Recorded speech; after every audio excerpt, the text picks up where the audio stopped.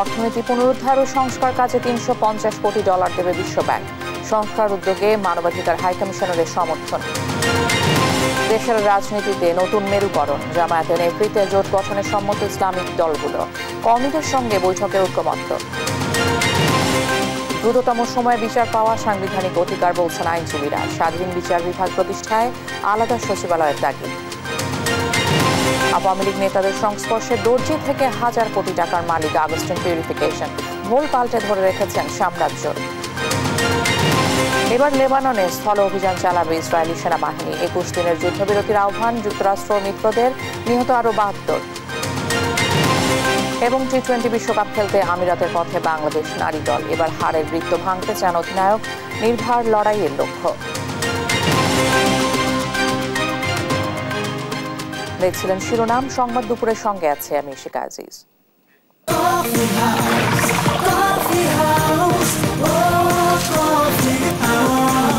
Coffee house, প্রতি চুমুকে আড্ডা জমে। বাংলাদেশের অর্থনীতি পুনরুদ্ধার ও সংস্কার কাজে সহায়তার জন্য $350 কোটি সহায়তা দেবে বিশ্বব্যাংক। বুধবার নিউ ইয়র্কে জাতিসংঘ সদর দফতরে জাতিসংঘ সাধারণ পরিষদের সাইড লাইনে ডক্টর মোহাম্মদ ইউনূসের সঙ্গে বৈঠকে বিশ্বব্যাংক প্রেসিডেন্ট এই ঘোষণা দেন। আলাদা বৈঠকে অন্তর্বর্তী সরকারের নেওয়া সংস্কার উদ্যোগের প্রশংসা করেন জাতিসংঘের মানবাধিকার বিষয়ক হাইকমিশন। এছাড়া সার্ক পুনরুজ্জীবিত করার বিষয়ে ঐকমত্য হন ডক্টর ইউনূস ও শাহবাজ শরীফ। আরও জানাচ্ছেন আফরিন মৌ।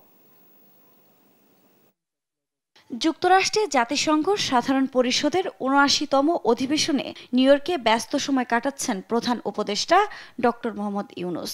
এর মধ্যে বিভিন্ন দেশের সরকার ও রাষ্ট্রপ্রধানদের সঙ্গে বৈঠক করেছেন তিনি। স্থানীয় সময় বুধবার বিশ্বব্যাংকের প্রেসিডেন্ট অজয় বাঙ্গার সঙ্গে জাতিসংঘ সদর দপ্তরে সাইডলাইন বৈঠক করেন প্রধান উপদেষ্টা। এ সময় অন্তর্বর্তী সরকারের সংস্কার কর্মসূচিতে বাংলাদেশকে $3.5 বিলিয়ন দেওয়ার ঘোষণা দেন অজয়। ডক্টর ইউনূসের দীর্ঘদিনের বন্ধু অজয় বাঙ্গা বলেন, অন্তত $2 বিলিয়ন নতুন ঋণ দেওয়া হবে। বিদ্যমান কর্মসূচি থেকে আরও $1.5 বিলিয়ন সহায়তা দেওয়া হবে। এ সময় এশিয়ার জ্বালানি খাতের সহযোগিতা এবং নেপাল ও ভুটানের উৎপাদিত হাইড্রো এনার্জি কিভাবে ভারত ও বাংলাদেশের মতো প্রতিবেশীদের দ্বারা ভাগ করা যায় সে বিষয়েও আলোচনা হয়। এদিন অন্তর্বর্তী সরকারের নেয়া সংস্কারের উদ্যোগের প্রশংসা করে জাতিসংঘের মানবাধিকার বিষয়ক হাই কমিশন। ডক্টর ইউনূসের সঙ্গে সংস্থার প্রধান তুর্কের আলোচনায় ন্যায় বিচার, মত প্রকাশ স্বাধীনতা, মানবাধিকার সহ বিভিন্ন বিষয় উঠে আসে। এছাড়া বাংলাদেশের পারস্পরিক স্বার্থ সংশ্লিষ্ট বিষয় নিয়ে কথা বলেন তারা। বাংলাদেশে সোলার প্যানেল বিনিয়োগ এবং বাণিজ্য ও অর্থনৈতিক সম্পর্ক চীন আরও গভীর করতে চায় বলে জানিয়েছেন দেশটির পররাষ্ট্রমন্ত্রী ওয়াং ই। বুধবার সাইডলাইন বৈঠকে ইউনূসকে চীনা জনগণের পুরনো বন্ধু উল্লেখ করে সরকারের নেতৃত্ব গ্রহণের জন্য তাকে অভিনন্দন জানান তিনি। জাতিসংঘ সদর দপ্তরে এক সৌজন্য সাক্ষাতে সার্ককে পুনরুজ্জীবিত করতে ঐক্যমত জানিয়েছেন ডক্টর ইউনূস এবং পাকিস্তানের প্রধানমন্ত্রী শাহবাজ শরীফ। বাংলাদেশ পাকিস্তান সম্পর্কের নতুন পৃষ্ঠা খোলা উচিত বলে মনে করেন শাহবাজ। সফরের তৃতীয় দিনে যুক্তরাষ্ট্রের প্রখ্যাত লেখিকা ও মানবাধিকার কর্মী ক্যারি ক্যানেডির সঙ্গেও সৌজন্য সাক্ষাৎ করেন ডক্টর মোহাম্মদ ইউনূস। এছাড়াও জাতিসংঘের সদর দফতরে নেপালের প্রধানমন্ত্রী কেপি শর্মা ওলির সঙ্গে দ্বিপক্ষীয় বৈঠক করেন প্রধান উপদেষ্টা। এদিন ডক্টর মোহাম্মদ ইউনূসকে শুভেচ্ছা জানান দক্ষিণ আফ্রিকার প্রেসিডেন্ট সিরিল রামাফোসা। বৈঠক হয় ইউরোপীয় কমিশনের প্রেসিডেন্ট উর্সুলা ভন ডার লিয়েনের সঙ্গেও। আফরিন মৌ, নিউজ ডেস্ক, দেশ টিভি। বৈষম্য বিরোধী আন্দোলনে শহীদদের নামের খসড়া তালিকা প্রকাশ করেছে সরকার। সকালে এক তথ্য বিবরণীতে বিষয়টি জানানো হয়। এতে বলা হয়, জুলাই আগস্টে সংঘটিত ছাত্র আন্দোলনে বিভিন্ন সরকারি বেসরকারি হাসপাতাল ও জেলা পর্যায় থেকে পাওয়া তথ্যের ভিত্তিতে শহীদদের খসড়া তালিকা করা হয়েছে, যা স্বাস্থ্য ও পরিবার কল্যাণ মন্ত্রণালয়ের স্বাস্থ্য সেবা বিভাগ এবং স্বাস্থ্য অধিদপ্তরের ওয়েবসাইটে প্রকাশ করা হয়েছে। তথ্য সংশোধন ও সংযোজনের জন্য তালিকাটি 6 অক্টোবর পর্যন্ত সর্বসাধারণের জন্য উন্মুক্ত থাকবে।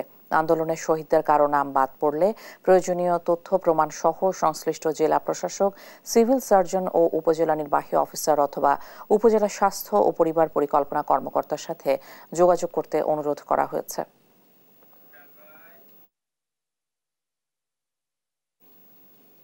অন্য প্রসঙ্গ, ঐতিহাসিক গণ অভ্যুত্থানের মাধ্যমে ছাত্র জনতার বিজয়ের পর দেশের রাজনীতিতে তৈরি হয়েছে নতুন মেরুকরণ। আসন্ন জাতীয় নির্বাচন নিয়ে ইতিমধ্যেই ভাবতে শুরু করেছে রাজনৈতিক দলগুলো। ইসলামপন্থী দলগুলো নিয়ে নির্বাচনী ঐক্য গড়ে পরবর্তী জাতীয় সংসদ নির্বাচনে লড়াইয়ের চিন্তা করছে জামায়াতে ইসলামী। নিজেদের বিভেদ ভুলে এক প্ল্যাটফর্মে আসার ব্যাপারে ঐকমত্য পোষণ করেছে ইসলামী আন্দোলন সহ বিভিন্ন ইসলামিক দল। ইতিমধ্যে জামায়াতের সাথে আনুষ্ঠানিকভাবে বৈঠক করেছে কওমি ঘরানার বেশ কয়েকটি দলও। জামায়াতের নেতৃত্বে ইসলামিক জোট গঠনের সম্মতি দিয়েছেন তারা। শাহিদুজ্জামান সাকিবের রিপোর্ট। গণ অভ্যুত্থানের পর থেকেই পাল্টে দিতে থাকে দেশের রাজনৈতিক দৃশ্যপট। শুধু মূলধারার নয়, এর প্রভাব পড়ে বিভিন্ন ইসলামিক দলেও। দেশের স্বার্থে সবার মধ্যেই এখন এক প্ল্যাটফর্মে কাজ করার মনোভাব। দেশের সবচেয়ে বড় ইসলামিক দল হিসেবে বিভিন্ন ঘরানার নেতা ও দলগুলোর সঙ্গে নিয়মিত বৈঠক করছে বাংলাদেশ জামায়াতে ইসলামী। অর্জিত স্বাধীনতা রক্ষা করতেই ইসলামিক দলগুলোর মধ্যে ঐক্য প্রয়োজন বলে মনে করেন জামায়াতের আমির ডাক্তার শফিকুর রহমান। আমরা ইসলামী দলগুলা যেহেতু আমরা একটা আদর্শে লালন করি, আমরা সবাই কাছেই আমাদের আদর্শের খাতিরেই আমরা কাছাকাছি, এবং এটাকে কেউ মোর্চা বলুক, আন্ডারস্ট্যান্ডিং বলুক, যাই বলুক, এটা তাদের ব্যাপার। তা আমরা চাই যে দেশের স্বার্থে সবাই মৌলিক বিষয়ে সবাই ঐক্যমত পোষণ করে। এটা ধর্মীয় সংগঠনগুলো যেমন, অন্যান্য অপরাপর রাজনৈতিক সংগঠনগুলো, দেশের কমন স্বার্থ যেখানে আসবে সেখানে সবাইকে এক থাকতে হবে। এখানে যদি বিভক্তি আসে তাহলে কিন্তু দেশকে যারা ভালোবাসে না তারা এখান থেকে সুযোগ নেবে। জামায়াতে ইসলামীর নেতৃত্বে জনগণকে সঙ্গে নিয়ে কাজ করার প্রত্যয় জানায় অন্যান্য দলের নেতারাও। অভ্যুত্থানের ফলাফল ধরে রাখতে হবে, যাতে অভ্যুত্থান ব্যাহত না হয়ে যায়। এর জন্য প্রয়োজন হচ্ছে ইসলামী দলের মধ্যে ঐক্য সাধন করা। আমরা মনে করি যে বাংলাদেশ সংখ্যাগরিষ্ঠ মুসলমানের দেশ হিসাবে এখানে একটি ইসলামী সমাজ প্রতিষ্ঠার জন্য জামাত ইসলামীর অবদান অনস্বীকার্য। জামাত ইসলামীকে আমরা একত্রেই আমাদের এই পথ চলায় আমরা সাথী হিসাবে পাবো, এইটাই আমাদের প্রত্যাশা। মুসলিম প্রধান দেশ হিসেবে এমন উদ্যোগকে ইতিবাচক হিসেবে দেখছেন ইসলামী আন্দোলন বাংলাদেশের মহাসচিব মাওলানা ইউনুস আহমদ। রাজার অ্যাঙ্গেল থেকে যদি এই সিদ্ধান্ত নেয় যে আমরা সার্ডিও হলেও একটা জায়গায় আসবো, এটা ভালো হবে। আমরা তাদেরকে আহ্বান জানাচ্ছি যে তারা যেমন বলছেন এইভাবেই যদি বাস্তবায়নের পথে এগিয়ে আসেন তাহলে আমরা খুশি হব। একসময় হবে যে সবাই এক জায়গায় হয়ে গেছি। আমরা সবাই কাছে, দেশবাসীর কাছে দোয়া চাই যে সবাই যেন দোয়া করে যে আমরা সবাই এক জায়গায় আসতে পারি, এক সুরে একস্বরে কথা বলতে পারি, এমনটা পরিবেশ যেন হয়। জাতিকে আলোর পথে আনতে জামায়াতকে আরও অগ্রগামী হয়ে কাজ করার আহ্বান জানান কওমি ঘরানার জ্যেষ্ঠ আলেমরাও।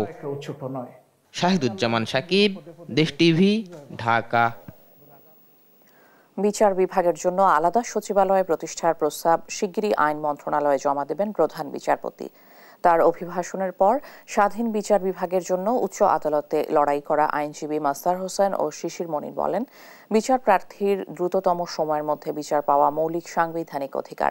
এই জন্য বিচার বিভাগ পৃথকীকরণ একান্ত জরুরি। শামীমা আক্তারের ধারাবাহিক প্রতিবেদনের প্রথম পর্ব আজ। ছাত্র জনতার বিপ্লবের মধ্য দিয়ে গেল ৮ আগস্ট অন্তর্বর্তী সরকার গঠন করা হয়। এরপরই রাষ্ট্রকাঠামো সংস্কারের আলোচনা শুরু হয়। বিভিন্ন মহলের আলোচনার শীর্ষে আছে বিচার বিভাগ সংস্কার। এর জন্য আলাদা সচিবালয় গঠনের বিষয়টি বিশেষ জোর দেয়া হচ্ছে। গেল 11 সেপ্টেম্বর জাতির উদ্দেশ্যে দেয়া ভাষণে রাষ্ট্র সংস্কারে 6টি সংস্কার কমিশন গঠনের ঘোষণা দেন প্রধান উপদেষ্টা ডক্টর মোহাম্মদ ইউনুস, যার মধ্যে বিচার বিভাগ সংস্কার কমিশন অন্যতম। মৃত্যুকে আলিঙ্গন করেছে। এই লক্ষ্যে অধস্তন আদালতের 2000 বিচারককে নিয়ে বিশেষ সভা করেন প্রধান বিচারপতি সৈয়দ রেফাত আহমেদ।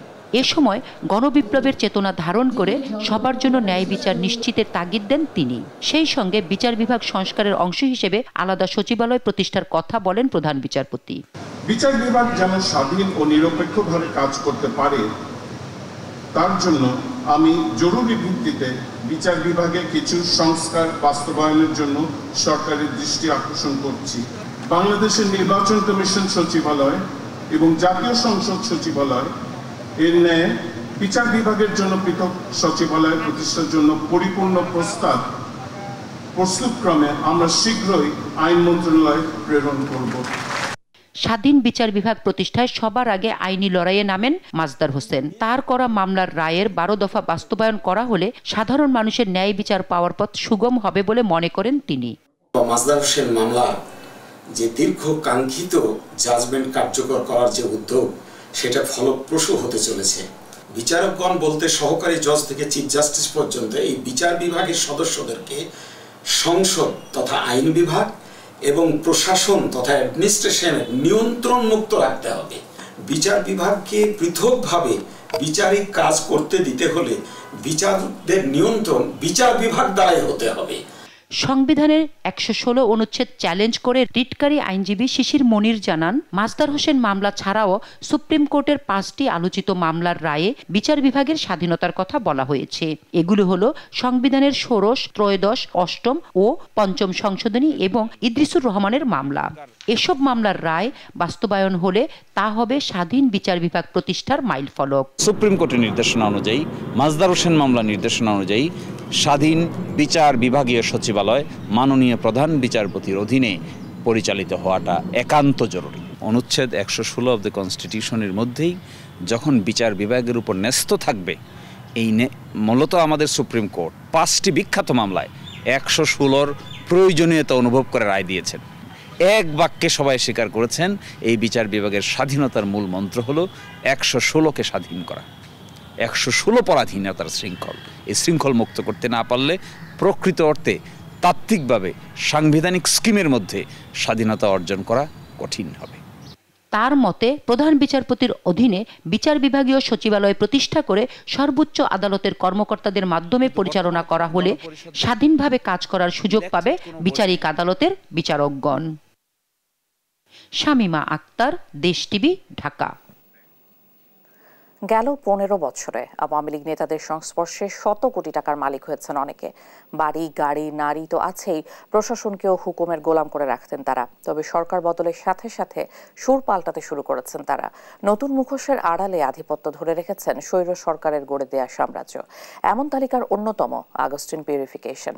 আওয়ামী নেতাদের ব্যবহার করে দর্জি থেকে হাজার কোটি টাকার মালিক তিনি। তাকে নিয়ে অনুসন্ধান করেছেন এম এ আজিম।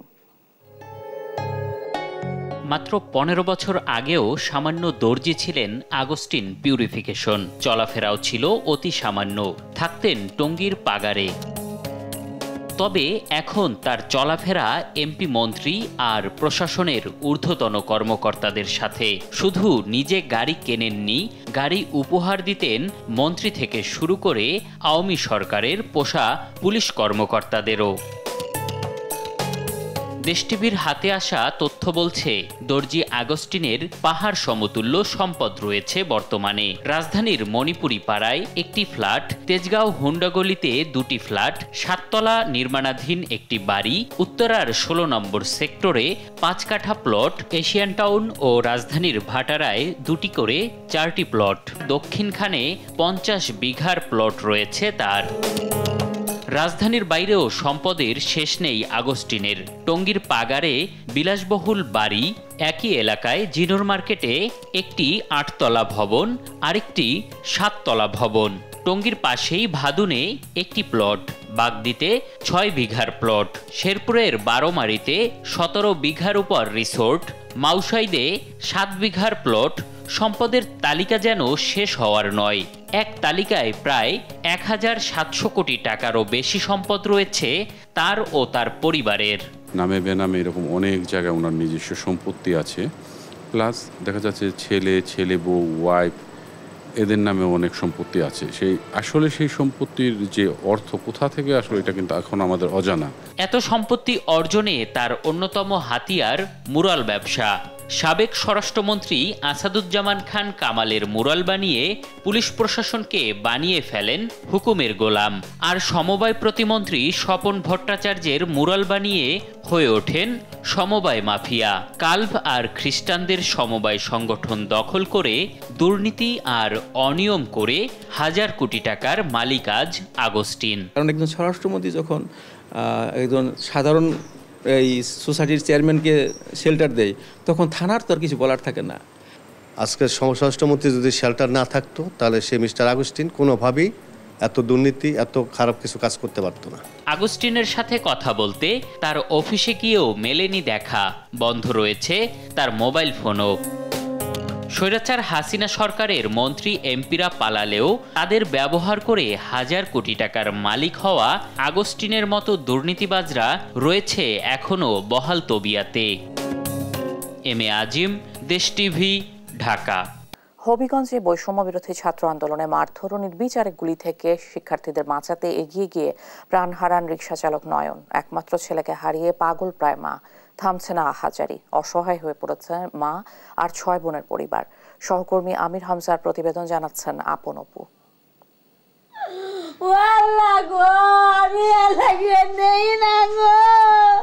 একমাত্র ছেলেকে হারিয়ে এভাবেই আহাজারিতে ভেঙে পড়েন কোটা আন্দোলনের শহীদ নয়নের মা। ছেলে হারা মায়ের এমন আর্তনাদে ভারী হয়ে ওঠে চারপাশ। আমার রাত হইলে ঘুমায় না, দিন হইলে দিন জানা, আমি কই যাইতাম, আমার ভূত কই পাইতাম, আমি হালি জুন বানাই, আমার ভূত কই দিন কই, আমি তো সংসারে নাই ওহন আমার ভূত কই, আমার ভূত রাইনে দেও। আমার আজকে 19টা দিন ধরে ঘুমাইও না, কেউ কয় না কোনো বাদ দেও গো মাই, আমি কেন বইছি বাদ দেও, মাই তোমার ভাতে পাই দে, গরম লাগতো, মাই তোমার ভাতে পাই দে। হবিগঞ্জের বানিয়াচং উপজেলার কামালখানি গ্রামের রিকশা চালক নয়ন 20 বছর বয়সী এ যুবক মায়ের নিষেধ উপেক্ষা করে বাড়ি থেকে বের হন গেল 5 আগস্ট। বাজারে গিয়ে শুনতে পান মাইকে ভেসে আসছে নির্বিচারে গুলি ও হামলা চলছে শিক্ষার্থীদের উপর। রিকশা ফেলে তাদের সাহায্য করতে ছুটে যান নয়ন। শিক্ষার্থীদের সংগ্রামে যুক্ত হয়ে এক পর্যায়ে নিজেই গুলিবিদ্ধ হয়ে লুটিয়ে পড়েন রাজপথে। মা আর 6 বোনের অভাব অনটনের সংসারে একমাত্র পুরুষ হিসেবে হাল ছিল নয়নের হাতে। তার মৃত্যুতে চরম অসহায় দিন কাটাচ্ছে পুরো পরিবার। আমরাই তো চলতেছি, আল্লাহ যেমনি পারতেছি এমনি চলতেছি, দশে দিতেছে। আমরা কোনো বাপে কোনো জমি তুইয়া যায় নাই বা কোনো জায়গা তুইয়া যায় না, আমরা গড়টাই যে শুধু, আর কিছু না। আমার ভাইটা খুব কষ্ট করে আমরা মানুষ করছিলাম আমার ভাইটার। শুধু পরিবারই নয়, পাড়া পড়শিদের চোখেও জল এনেছে সজ্জন নয়নের মৃত্যু। ছোটবেলার থেকে তার সাথে আমার চলাফেরা, কোনো কেউ সাথে কোনো রাগারাগি নাই বা কার সাথে কোনো দুশ্মনী নাই। সে অনেক ভালো বন্ধু আসলো আমার, সব সময় আমার সাথে সব কিছু সে শেয়ার করতো। তার মাথার ডাইন সাইডের কুলি উড়াইলিছে, উড়াইয়া তানার বাহির থেকে এসরাইয়া তানাত নিছে, টিন দিয়ে লাশ গুইরে রাখছে যাতে কেউ সন্ধান না পায়। নয়নের মৃত্যুর ঘটনায় গেল 22 আগস্ট বানিয়াচং থানায় দায়ের করা হয়েছে হত্যা মামলা। তদন্ত করে প্রকৃত দোষীদের শাস্তির দাবি নয়নের পরিবারের। আর অসহায় পরিবারটির পাশে দাঁড়াতে সরকারকে অনুরোধ জানিয়েছে স্থানীয়রা। নিউজ ডেস্ক, দেশ টিভি। ঢাকা আরিচা মহাসড়কের মানিকগঞ্জের শিবালয়ে বাস ট্রাক মুখোমুখি সংঘর্ষে 3 জন নিহত হয়েছেন। গুরুতর আহত হচ্ছেন আরও অন্তত 8 জন যাত্রী। সকাল 6:30টার দিকে উপজেলার বোয়ালি ব্রিজ এলাকায় এই দুর্ঘটনা ঘটে। পুলিশ ও স্থানীয়রা জানান, মানিকগঞ্জগামী তারাসীমা গার্মেন্টস কর্মীবাহী একটি বাসের সাথে ট্রাকের সংঘর্ষে 3 নারী নিহত হয়েছেন। এই সময় আহত হয়েছেন ওই বাসে থাকা 8 জন যাত্রী। তবে হতাহতদের পরিচয় এখনো জানা যায়নি। হতাহতদের উদ্ধারে কাজ করছে স্থানীয় ফায়ার সার্ভিস, পুলিশ ও স্থানীয়রা।